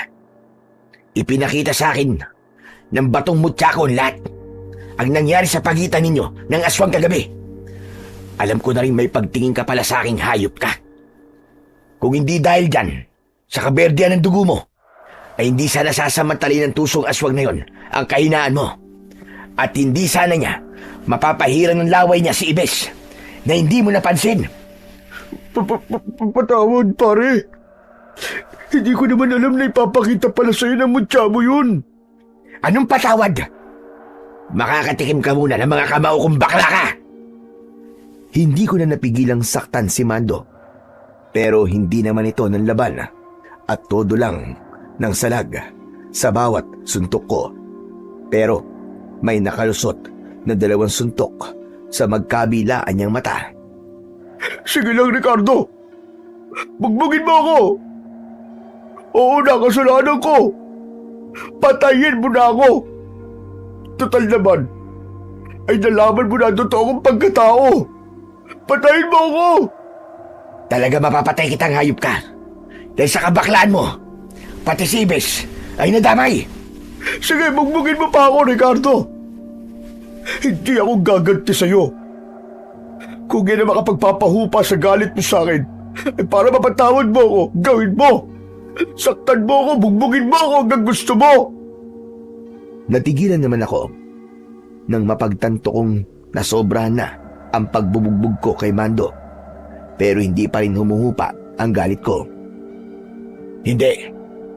Mapapatawad lang kita kung gagawa ka ng paraan para gumaling ang asawa ko at tutulungan mo kung makapagiganti sa angkan ng mga aswang na pinatakas mong hayop ka.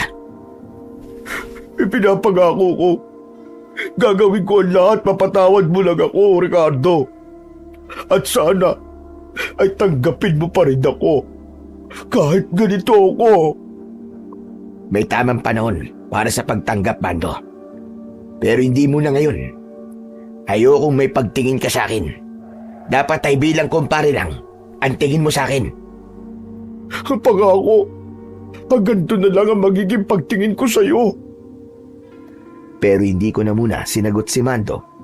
Saglit akong pumunta ng kusina at may kinuha.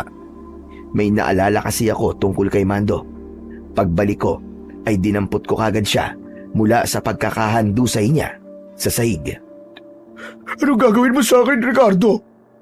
Bakit may hawak kang lobin? Pansamantala lang ito, Mando. Nalaman ko sa panaginip ko na ipinakita sa akin ng mutya ko na nayanggaw ka ng aswang na yon at balak kang gamitin para sa maitim nitong mga plano. Para rin sa ito, Mando, itatali lang muna kita pansamantala at kukontrain ko muna ang ikinarga niya sa'yo sa pamamagitan nitong mutya ko. Kailangan mabaligtad kita. Sige, Ricardo, pumapayag ako. Gawin mo ang nararapat. Sa pamamagitan man lang nito makabawi ako sa naging pagkakasala ko. Itinali ko si Mando sa isang haliging poste ng bahay namin, malapit sa kwarto namin ni Ives. Pinagana ko ang batong mutya ko sa kanya. Inalam ko kung paano ang paggana sa kanya ng laway ng aswang para alam ko kung ano ang gagawin ko kay Ives. Ang laway pala ng aswang na yon ay ipinaid sa inyong dalawa ni Ives. Ang silbi pala nun ay gawin kayong wala sa sarili sa pagsapit ng gabi. At siya ang mag-uutos sa inyo kung ano ang mga gagawin ninyo. Gagamitin nga talaga niya kayong kasangkapan sa pag-asik ng lagim dito sa baryo. Ibig sabihin ay parang yayang gawin na rin niya si Ives. Pero hindi ako makakapayag na mangyari yun. Anong gagawin mo, pare? Bakit hindi mo tanungin dyan sa mutya mo? Maghintay ka lang. Alam ko ang ginagawa ko. Muli kong pinagana ang mutya ko at itinanong doon kung ano ang dapat gawin para hindi magtuloy-tuloy ang pagkayanggaw kay Ives. Alam ko lang gagawin, Mando. Kailangan ko ring talian si Ives bago sumapit ang takip silim. Hindi siya pwedeng lumabas at makatikim ng dugo ng tao. Dahil kapag nangyari yun, tuluyan na siya magiging aswang. Ikaw ay direkta kang niyanggaw ng aswang. Kaya di mo na kailangan manlapa pa ng tao ngayong paparating ng gabi. Pero ikaw raw ang makatutulong para maibalik sa dati si Ives. Ano naman ang maitutulong ko, pare? Sabihin mo sa akin at gagawin ko. May kailangan paganahin sa'yo, mutya ko. Babaligta rin sa'yo ang epekto ng laway ng aswang. Tapos ay magkukunwari kang sunod-sunuran pa rin sa kanya. Kailangan akayin mo ulit siya sa bahay mo para may mangyari sa inyo. Hikayatin mo siyang pupunta ulit sa loob ng kulungan niya dati. Doon dapat may mangyari sa inyong dalawa. Pagkatapos, ikukulong mo siya ron. Kakargaan kita ng usok ng mutya ko. Tapos, ay ipapahid mo sa leg niya para siya naman ang maging sunod-sunuran sa'yo. Kapag umepekto na sa kanya, ibig sabihin, ay mababaliktad na rin ang epekto ng laway niya. Doon na natin siya kukuhanan ng laway niya. At yun ang ipapahid natin kay Ives para gumaling siya. Ikaw rin, kailangan mong magpakagat ulit sa kanya para mabaliktad din ang pagkakayanggaw sa'yo. Sige, sige. Maganda yan, pare. Pero paano? Kung natunugan niyang wala na palang epekto sa akin ang laway niya, anong gagawin ko? Hindi niya yung matutunugan dahil sisiguraduhin ng mutya ko na parang wala pa rin nangyari sa'yo. Paano pala kung... wala pala. Sige, gawin mo na sa akin kung ano ang kailangan. Kung iniisip mong totoong may gusto sa'yo si Ran, nagkakamali ka. Ginagamit ka lang niya, pero pagkatapos kanya magamit, ididispatcha ka rin niya. Tuso mga aswang, tandaan mo. Kaya kung may nabuo ka mang pagtingin sa kanya dahil sa nangyari sa inyo, kalimutan mo na yun, Mando. Ang tutukan mo ngayon ay kung paano mo matutulungan si Ibes. Kung mabibigo ka, tuluyan na kayo magiging aswang at magiging salot kayo rito sa baryo. Gusto mo bang nang dahil sa'yo ay lalo pa mapahamak ang buong baryo? Siyempre hindi. Isa pa, ay gusto kong mata mo, ang kapatawaran mo. Di naman pala eh. Kaya makinig ka sa akin mabuti. Ganito, kapag nagtagumpay tayo, mananatili tayo magkumpare at hahayaan kong may pagtingin ka pa rin sa akin. Kaya lang, ay huwag mong aasahang suklian ko yun. Susuportahan ko na lang ng patago ang pagkatao mo at hindi ko ipagsasabi kahit kanino sa baryo. Ayos ba yun sa'yo? Sa sinabi kong yun, ay maluwang na napangiti si Mando. Ayos na ayos, paring Ricardo. Ngayon pa lang, ay sobra-sobra na ang pasasalamat ko sa'yo. Huwag ka muna magpasalamat sa akin. Saka na, kapag nagtagumpay na tayo sa pag-iiganti ko sa angka ng mga aswang na Ran na yun. At para hindi ka na mahirapan nakalimutan siya, ako na ang bahalang iligpit siya. Nakita ko na medyo nalungkot doon si Mando, pero nababasa ko sa mga mata niya na gusto talaga niyang ituwid ang lahat-lahat, pati ang kanyang sarili. Handa siyang isakripisyo ang sariling kaligayahan para sa aming pinagsamahan, para kay Ibes at para na rin sa kapakanan ng buong baryo. Sige, Ricardo. Isagawa na natin ang kailangan. Kailangan natin kumilos na maaga at baka lumala ang kalagayan ni Maring Ibes. Isa pa, ay baka maunahan tayo ng Ran na yun. Isinagawa na nga namin ang dapat gawin sa pamamagitan ng batong mutsyakong pula. Nagsagawa ako ng ritual at umusal ng orasyon. Nagpalabas ako ng manipis na pulang usok mula sa batong mutya. Kumuha ng kaunti nito at inihaplos sa noo ni Mando. Biglang nanginig ang kanyang buong katawan na para bang kinukumbulsyon. Medyo tumirik pa ang kanyang mga mata. Bagyaring umusok ang kanyang buong katawan, lalo na ang bandang leg niya. Senyales na binabaligtad na nga ang epekto sa kanya ng laway ng aswang na si Ran. Matapos yun, ay bigla siyang nanlambot at nawalan ng malay. Hindi kagad bumalik ang malay ni Mando. Sadyang matagal raw ang proseso ayon sa mutya ko.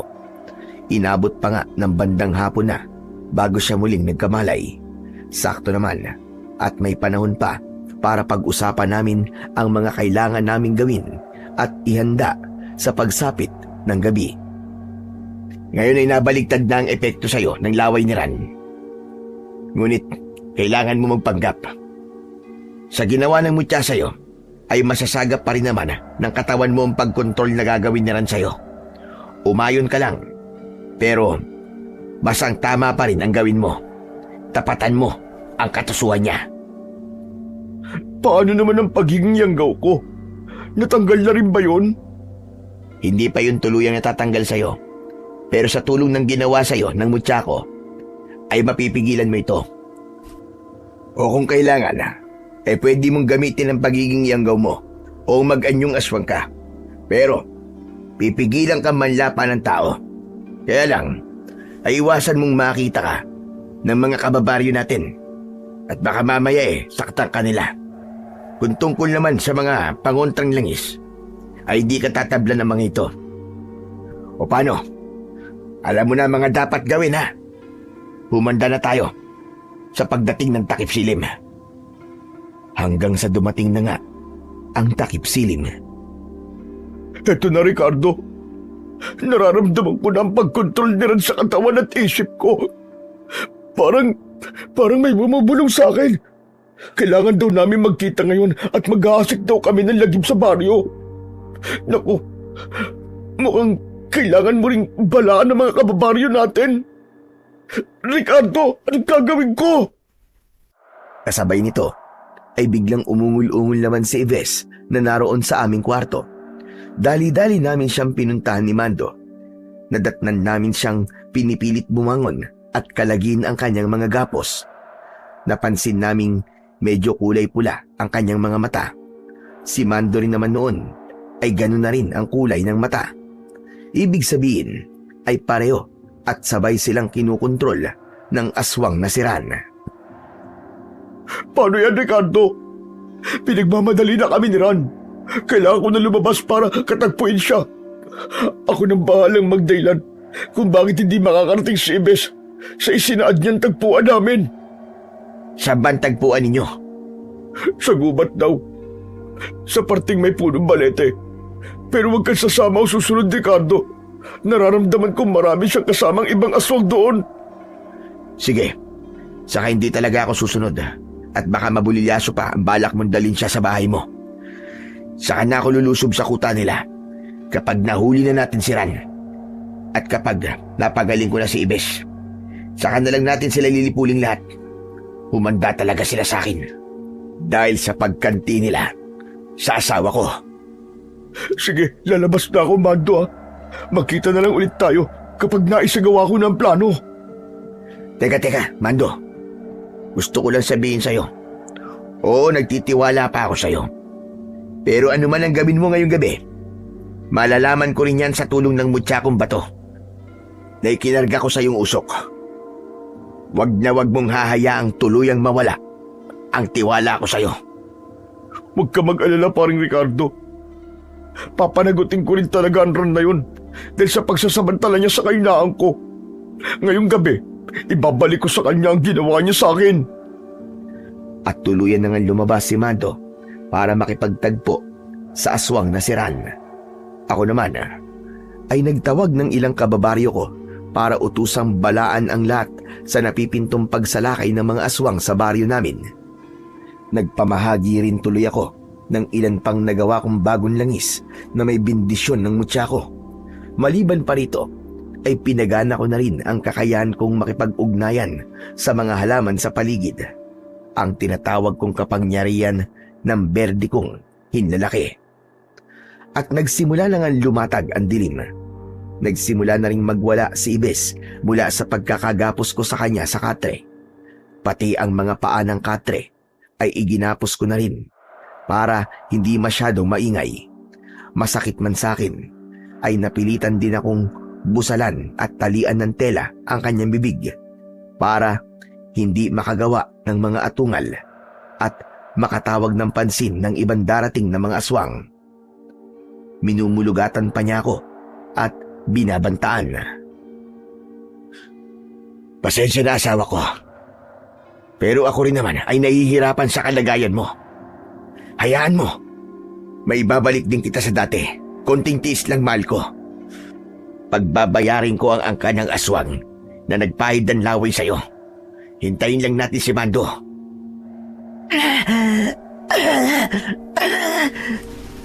Oo, mahal ko. Alam kong naaamoy mo ang sariwa kong dugo. Pero hindi ka pwedeng tuluyang mayanggaw. Sandali, at tatakpan ko rin ang mga mata mo para hindi mo ako makita at para hindi ka lalong matakam. Pero habang tumatagal, ay lalo namang lumalala ang pagwawala ni Ives. Mukhang lalo rin siyang lumalakas. Hinigpitan ko palalo at dinagdagan ang mga gapos niya. Samantala, ay naririnig ko naman ang sigawan ng ilang mga kababaryo ko sa labas. Mukhang marami ang mga aswang na sumalakay at talagang mas mabangis sila ngayon. Pero naririnig ko ring malalakas ang loob ng ilan at nababanggit nila ang langis na pangontra ko. Nang palalim na ang gabi, ay biglang unti-unting tumahimik ang paligid. Nakakapagtaka dahil ang inaasahan ko ay lalala pa ang sitwasyon hanggang sa maya-maya ay may kumalampag sa pinto ng bahay namin. Ricardo! Ricardo, si Mando to! Buksan mo ang pinto, madali ka! Agad ko sanang pagbubuksan si Mando, pero naisip kong baka ibang aswang lang at nagpapanggap lang na siya. Kaya naman ay sandali kong kinonsulta ang mutya kong bato, pero hindi naman ito umiinit at walang bulong sa akin. Ibig sabihin ay walang panganib. Si Mando talaga ang nasa labas. Kaya naman, tuluyan ko na siyang pinagbuksan at mabilis na hinila papasok. O Mando, kumusta ang plano? Tagumpay Ricardo. Nagawa ko siyang pasunurin sa akin. Tapos nakapagpakagat na rin ako sa kanya. Tignan mo, hindi na ako nagkanyong aswang at hindi ko naaamoy ang dugo mo. Nasaan na ang aswang na si Ran? Nakuhanan mo ba siya ng laway? Oo, eto. Nilagay ko sa isang botelya. Hindi ko siya kasama ngayon dahil inutusan ko siyang patigilin ng mga kampo niya sa pagsalakay sa baryo. Pero may problema tayo, Ricardo. Ano yun? Lagot tayo, Ricardo. Mukhang mali na inutusan ko siyang patigilin ng mga kalahi niya. Dahil doon, nalaman tuloy ng ama niyang pinuno na may kumokontrol at bumaligtad sa kanya. Sigurado akong pansamantala lang ang pagtahimik sa baryo. Baka maya-maya lang ay lulusob na namang muli ang mga aswang at kasama na nila ang pinuno nila. Lalong lagot ako at tayo dahil malamang na matutunto nila tayo na may pakananon. Ano nang gagawin natin ngayon? Huwag ka mag-alala, Mando. Alam ko na ang kahinaan nila. Tinimbrihan ko na rin ang mga halaman sa paligid na magbibigay ng hudyat sa akin kapag nariyan na sila. Kailangan talaga na mapalaban tayo kay Opre. Dahil kapag napatay ko siya, ay tuluyan na ring manghihina ang lahat ng kanyang mga kalahi. Sa gayong paraan, ay mas madali na natin silang matatalo sa pamamagitan lang ng pangontrang langis ko na ipinamahagi ko na rin sa buong baryo kanina. Teka, Opre? Sinong Opre? Sa pagkakatanda ko, ayun ang pangalan ng amang pinuno ni Ran. Saka nakita mo ba ang buwan sa labas, Mando? Oo, kabilugan ng buwan ngayon. Bakit? Tama-tama. Kabilugan ng buwan ang kanilang totoong kahinaan. At hindi totoong bagong buwan na tulad ng kasinungalingan sinabi sa akin ni Ran. Kaya imposibleng lumusob pa rin sila ngayon. Baka kunwaring lusob lang yung kanina. Pwes, tayo ngayon ang lulusob sa kuta nila. Pero hindi natin alam kung saan sila nagkukuta. Kaya paano natin sila malulusob? Alam ko na rin kung saan sila nagkukuta. Kabaligtaran din ng kunwaring ipinagtapat sa akin ni Ran. Sa bandang hilagan silangan sa gubat, sa dulo ng baryo natin. Malapit lang yun, di ba? Pero tiyak na madilim sa parting yun dahil makapal at masinsin ang mga puno doon. Nakalimutan mo na bang nag-aanyong mga anino sila? Kaya paano natin sila makikita sa loob ng gubat? Magdadala tayo ng mga sulo. Tatawagin ko ang mga kalalakihan sa baryo at pasasamahin natin. Pagdadaling ko rin sila ng mga itak at matutulis at mahahabang mga sandata. Idagdag pa ang pangontrang langis na ipinamahagi ko na sa kanila. Saka wag mong problemahin ang kapal ng mga puno sa gubat. Mas pabor nga yun dahil kaya kong utusan ng mga puno at halaman sa paligid para tulungan tayo. Para saan pa ang bagsik ko bilang isang albularyo at herbalista? Kung sa bagay, o siya kumilos na tayo. Ay, si Kumaring Ibis pala, Ricardo. Ito na laway ni Ran. Pagaligin mo na siya gamit ito. Nang sa gayon, ay hindi na natin siya aalalahanin pa. Minadali ko ang pagpapagaling sa asawa kong si Ibis dahil hindi kami pwedeng magmamagal. Kailangan samantalahin namin ang kabilugan ng buwan para matalo ang angkan ng mga aswang. Matapos na gumaling si Ibis ay sobrang tuwa ko, ano pat napayakap ako sa kanya ng maigpit. Ibis, asawa ko. Sa wakas, magaling ka na rin. Hayop na mga aswang yun. Magiganti pa rin ako sa kanila. Ayoko nang maulit pa ito. Ngayong gabi rin ay uubusin natin sila. Asawa ko, Akala ko kanina ay tuluyan na akong magiging aswang. Gustong gusto sana kitang lapain kanina. Saka nasan pala ang aswang na nahuli natin dati? Ang anak ng tokwang yon. Kung ano-ano ang ibinubulong at ipinapangako sa akin. Anong ibinubulong niya sa'yo, Mare? Kailangan ko raw maraming mayanggaw at gagawin daw niya akong bagong reyna ng mga aswang na magiging bagong asawa raw ng kanyang amang si Ofre. Anak ng putang demonyong luga na yun. Humanda talaga ang Ofre na yun sa akin. Ngayong gabi rin, ay susugurin natin sila sa pinagkukutaan nilang gubat.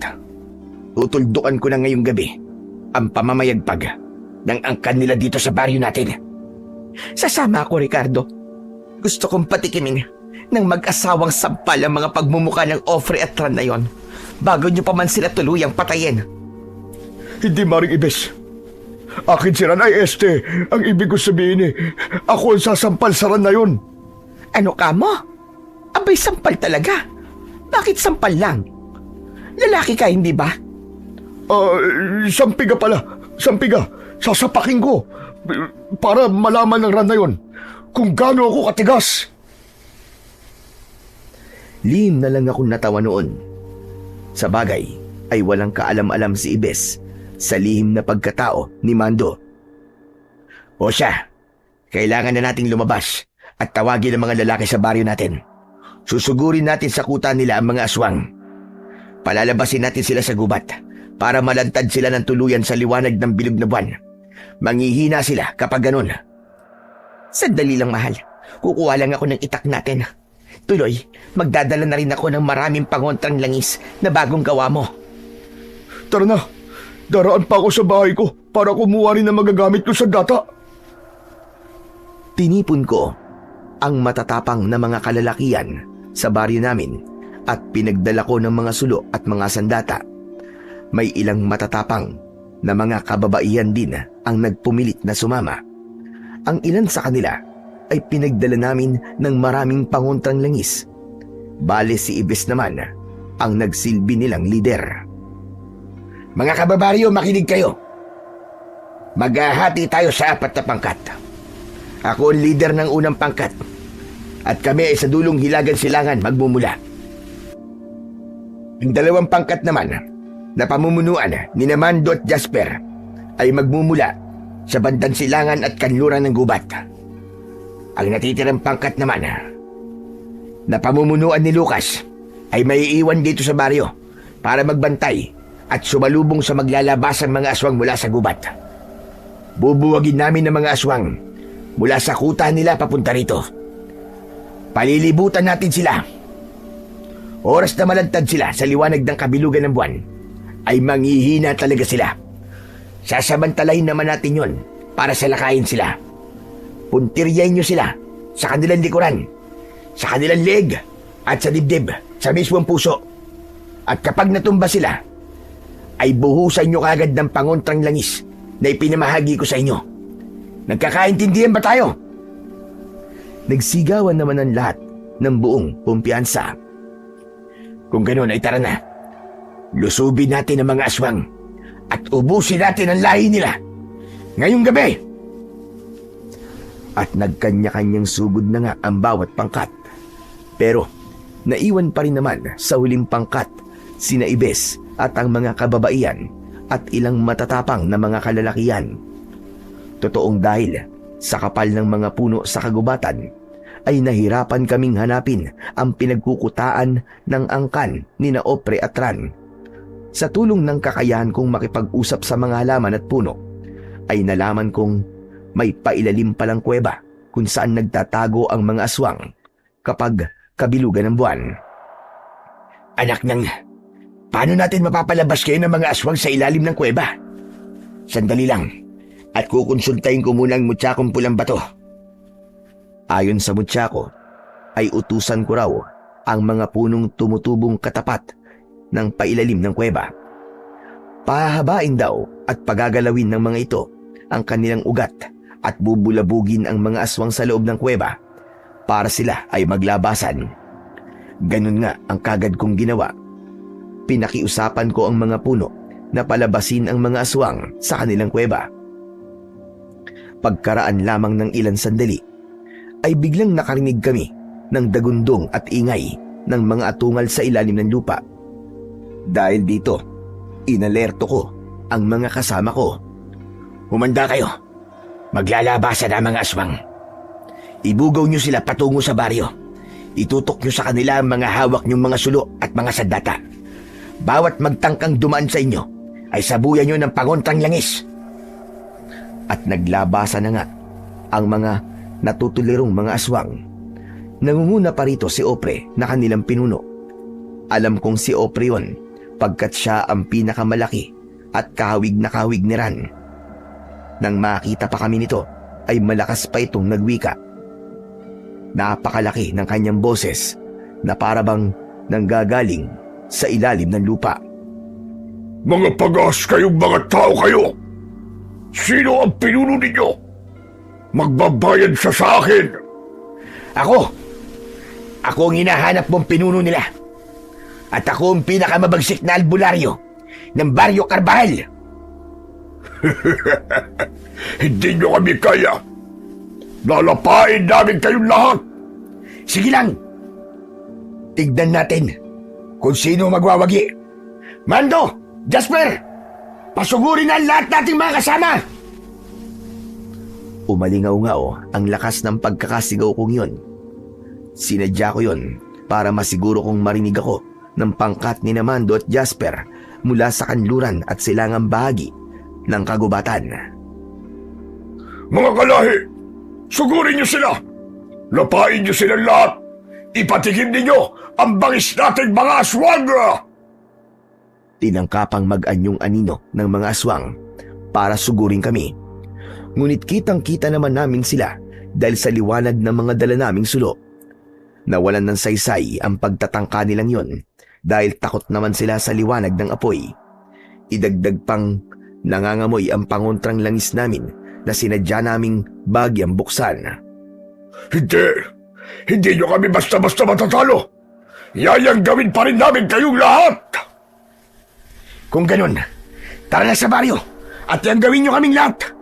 Naghihintay na ang lahat sa inyo sa baryo. Mga kasama, sugod! Bugawin natin sila!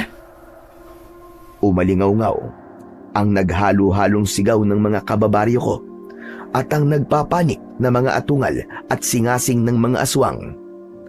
Walang nagawa ang mga aswang, kundi ang magpatianod kung saan direksyon namin sila ipinagtutulakan. At sa wakas, nang magsimula silang makalabas sa kanilang kagubatan at malantad sa liwanag ng bilog na buwan, ay lalong umalingaw-ngaw ang kanilang mga atungal at singasing. Isa-isa silang nanghina at nagsilupaypay sa lupa.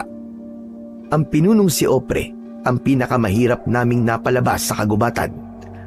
Tinangka talaga ako nitong sugurin, nagigil kahit napapaso ito sa kada buhos ko at ng mga kasama ko ng pangontrang langis ay pinilit talaga nitong lapain ako.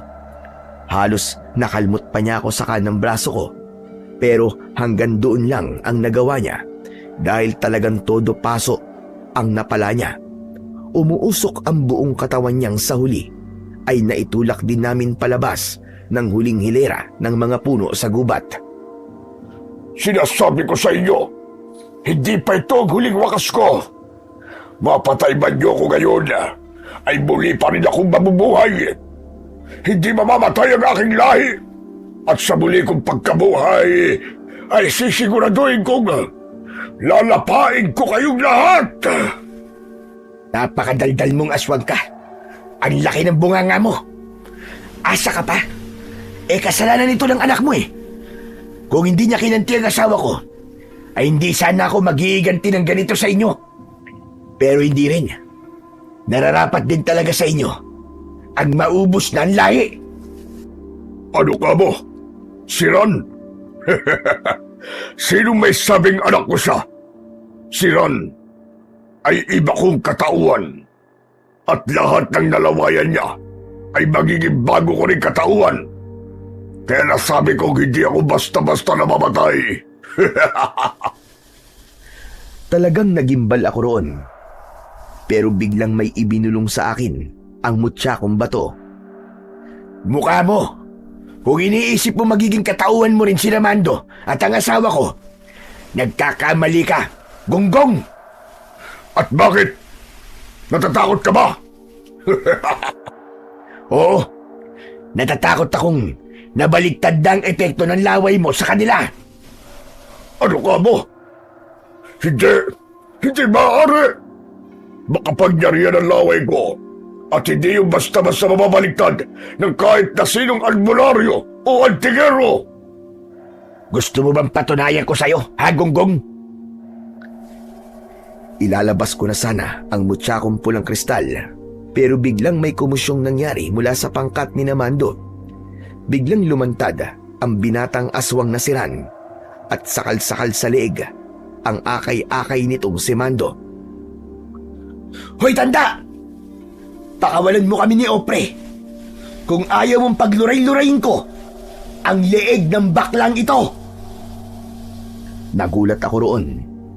Hindi ko akalaing may ibang plano pala si Ran at talagang sa harap pa ng mga kababaryo ko ibinulgar ang lihim na pagkatao ng kumpare ko.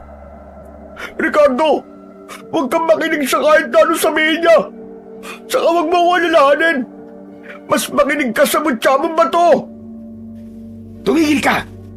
Kung hindi, tatangkain na sanang luray-lurayin ng aswang na yon ang leeg ni Mando nang bulungan na ako ng mutya ko na tuluyan na itong ilantad. Kaya naman ay hindi na ako nagpatumpik-tumpik pa. Ran! Opre! Ito ang tignan nyo! Ang makapangyarihan kong mutyang pulang bato! Sukat noon din ay biglang kuminang ang bato kong mutya na nang tumama naman sa pulang mga mata ni Ran at Ofre ay para namang nasilaw sila, ano pat hindi sila magkandaugaga, nakapain ang kanika nilang mga mata hanggang sa biglang nanigas ang kanilang mga katawan at nabitiwan ang kanika nilang mga mata. Pagdilat nilang muli ay nawala na ang kulay ng kanilang mga mata. Naging buong itim ang mga ito. Sumunod ay biglang naging napakaitim na anino ni Ran at gumapang patungo kay Opre. Totoo ngang ibang katauhan ito ni Ofre. Si Mando naman, nang mabitiwan ni Ran, ay lupaypay na napasalampak sa lupa habang sapu-sapu pa rin ang nasakal na leeg. Sinusumpa kitang albularyo ka! Ngayong gabi rin mismo, kasabay ko ay mamamatay ka! Talagang katapusan mo na, Opre. Ako pa talaga nagtataglay ng mutyang pulang bato. Ang isinusumpa mo. Hindi mo ba alam na ang mutya ko ay kayang magbalik ng sumpa? Pwes, paalam sa'yo at sa buong angkan mo, Gonggong! Nang sandaling yon ay biglang umusok ang buong katawan ni Opre dahil sa bisa ng kanyang sariling sumpa, hanggang sa unti-unti siyang nagliyaba at tinupok ng apoy hanggang sa maging abo. Ganon din na nangyari sa lahat ng iba pa niyang mga alagad. At lahat ay mga nakabulagta na sa lupa dahil sa labis na panghihina sa liwanag ng kabilugan ng buwan. Naghiyawan ang mga kababaryo ko sa kanilang nasaksiyan dahil sa wakas ay namatay na ang buong angkan ng mga aswang na sumasalot sa baryo Carvajal. Sa ganung paraan ako nakapaghiganti sa angkan ng mga aswang, isang paghiganting hindi ko akalaing uukit sa kasaysayan ng aming baryo. Nang gabing yon, matapos maging abo ang lahat ng mga aswang, ay masayang nagyakapan sa isa't isa ang mga kababaryo ko. Ang ilan pa nga ay napaluha sa labis na kasiyahan, maging ang asawa kong si Ibes at Mando ay napayakap sa akin. Salamat pare sa pagliligtas mo sa akin at sa buong baryo. Maraming salamat talaga. Hoy, ako lang ang yayakap sa asawa ko.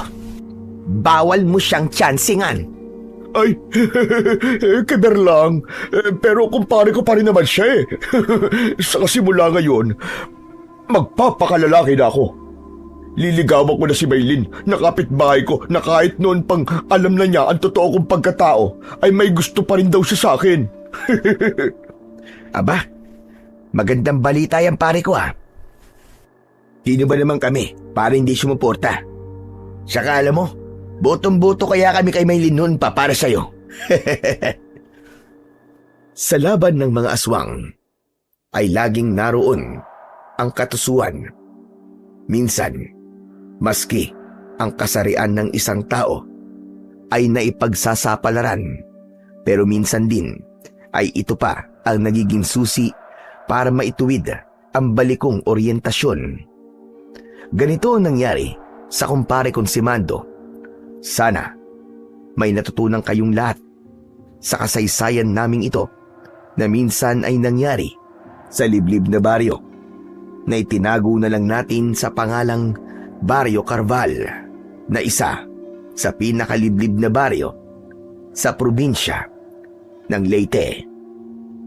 Hanggang dito na lamang po ang aking kwento at sana ay kinapulutan niyo po ng aral. Sa kwentong ating narinig, sa huli, unawain natin na ang pagiging bakla kung minsan ay hindi naman masama at hindi dapat nilalahat o hinuhusgahan. Ang mahalaga ay maging maingat tayo sa bawat pakikipag-ugnayan sa kapwa at huwag nating hayaan na ang ating kasarian, pagdanasa o tukso ang maging dahilan ng ating pagbagsak. Sapagkat hindi ang kasarian ng isang tao ang tunay na sukatan ng kanyang halaga, kundi ang nilalaman ng kanyang puso at ang kabutihang kanyang isinasabuhay. Huwag nating hayaan na sa pamamagitan ng maling pagpili at pagkilos ay makapaminsala tayo ng iba o makagawa ng ikapapahamak ng mga taong mahalaga sa ating buhay. Bagkus, ituon natin ang ating isipan at kilos sa paggawa ng mabuti, hindi lamang para sa ating sarili, kundi para rin sa kapakanan ng ating kapwa at ng lipunan. Gaya na lamang ng paalala ng salita ng Diyos.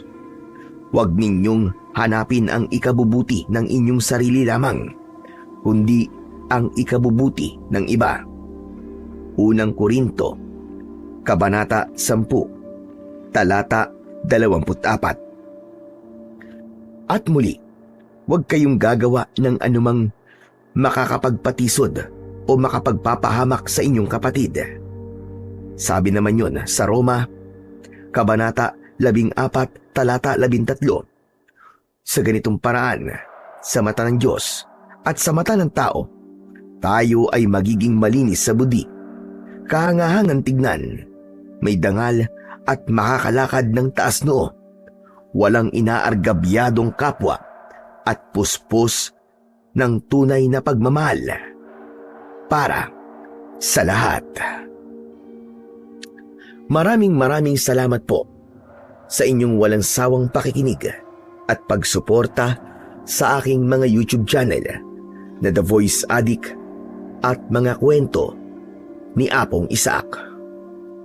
Hanggang sa muli po at pagpalain nawa kayo ng Diyos na may kapal.